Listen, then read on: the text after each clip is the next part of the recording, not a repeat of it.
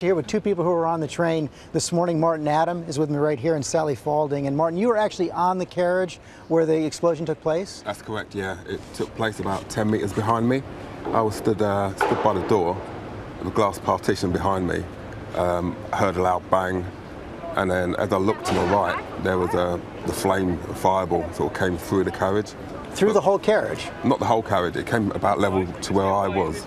But as the doors opened, people then began leaving the train straight away. I could imagine. You were not in that car, but you were close by. What could you see, what could you hear?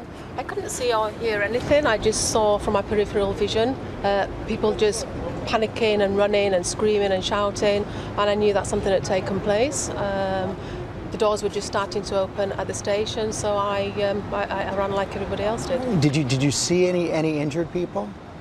Injured? I did on the platform, obviously not on the train, because we were just pulling into the station, and I think most people managed to get out.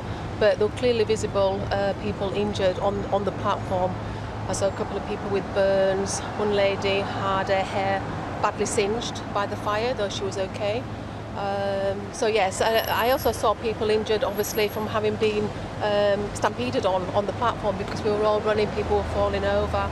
People actually falling in front of me. I stumbled also, managed to get myself up, because my concern was to not be on the floor, because there was a stampede behind me as well. How long did this take? Well, just looking back, probably minutes in terms of it happening. I think we were quite fortunate in that we were pulling into the station, and when I saw people running towards me, I immediately got up. The doors were opening at the most opportune time.